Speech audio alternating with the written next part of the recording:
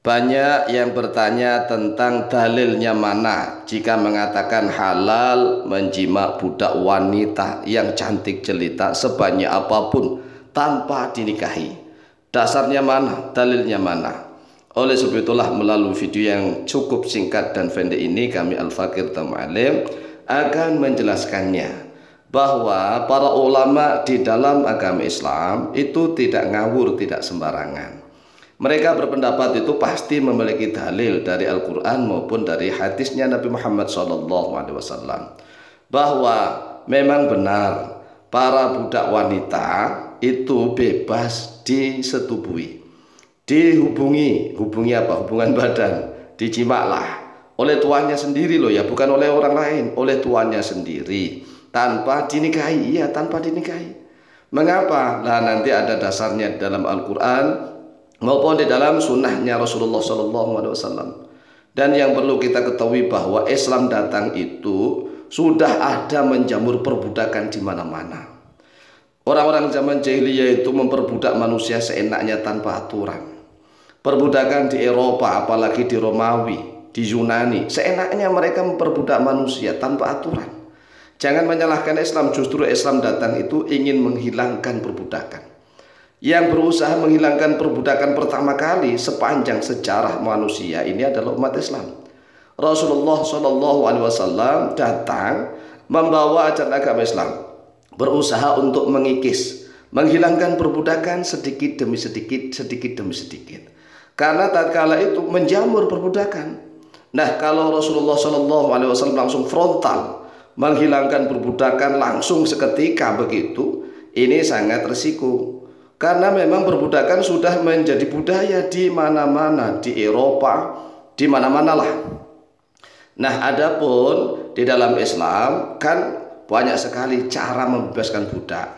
Ya, bahkan nih misalnya ada orang yang terkena dosa, membayar kafarat. Salah satu kafarat di dalam Islam itu banyak sekali yang memperbedakan budak, memperdekakan budak.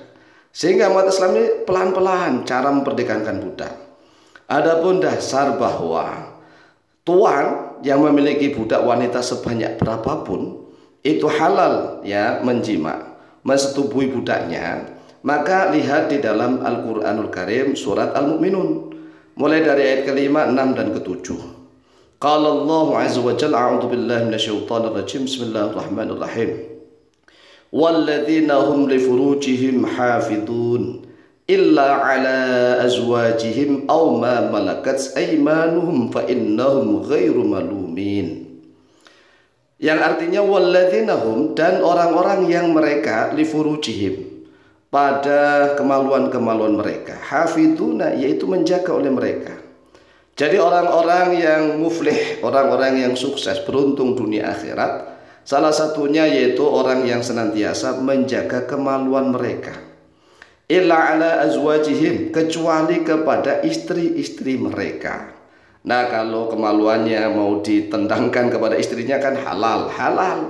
Istrinya itu dengan melakukan akad nikah, dinikahi terlebih dahulu, ada membayar mahar, ada saksi, ada wali dan seterusnya. Aw ma malakat aymanuhum, atau sesuatu yang memiliki aymanuhum oleh sumpah-sumpah kalian. Lah, maksudnya ma malakat aymanuhum ini para ulama, ini adalah al-amat, budak wanita. Budak wanita itu dibeli dengan uang harta. Nah, fa innahum ghairu malumin, karena sesungguhnya mereka itu ghairu malumin, yaitu tidak dicela. Jadi ini ada dua hal yang perlu diperhatikan. Orang yang menjaga kemaluan mereka kecuali kepada istri-istrinya. Jadi kalau berhubungan dengan istri mau ngapain saja silahkan, istri halal sah. Kemudian au ma malakat aymanuhum, atau kepada budak-budak wanita mereka.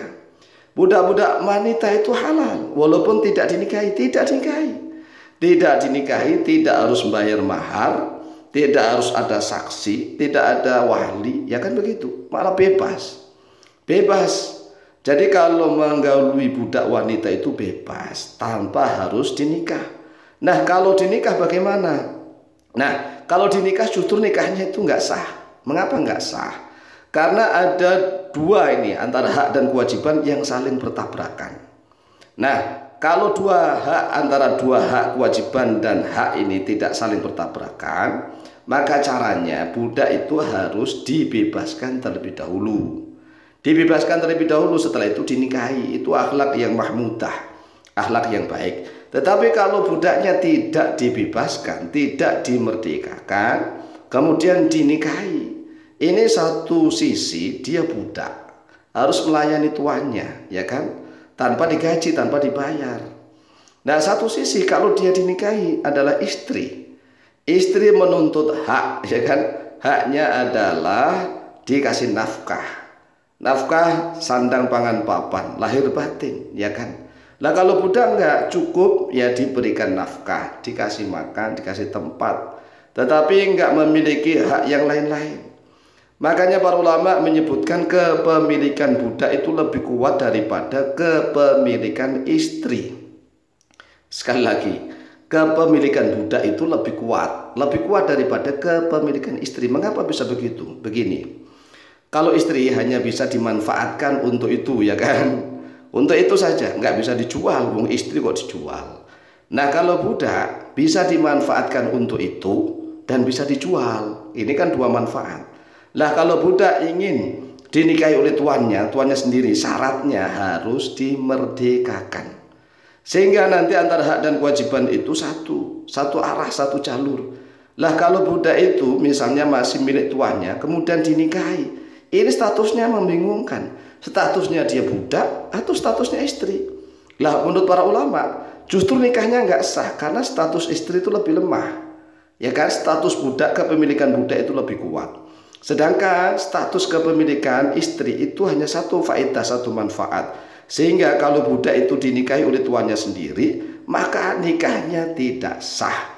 Agar sah, maka budak itu harus dimerdekakan. Harus dimerdekakan, dibebaskan dulu. Faman ibtagha wara'a dzalika faulaika humul 'adun. Maka siapa saja yang mencari di balik itu, maka mereka itulah yang melampaui batas. Artinya kalau mereka menyalurkan syahwatnya, kemaluannya bukan kepada istri, bukan kepada budak, maka mereka itulah orang yang melampaui batas, yang berzina. Adapun kalau budak misalnya nih, itu aturannya sama. Misalnya kalau budak itu kita memiliki budak anak dan ibu. Kemudian ibunya sudah dijima, sudah dilakukan hubungan dengan ibunya, maka nggak boleh menjima anaknya, nggak boleh. Atau ada dua saudari ini kakak beradik, atau dengan tantenya, itu salah satu saja yang dijima. Nggak boleh keponakannya dijima, tantenya dijima, juga nggak boleh. Adiknya dijima, kemudian kakaknya atau adiknya dijima, nggak boleh, salah satu saja. Ini ada aturannya.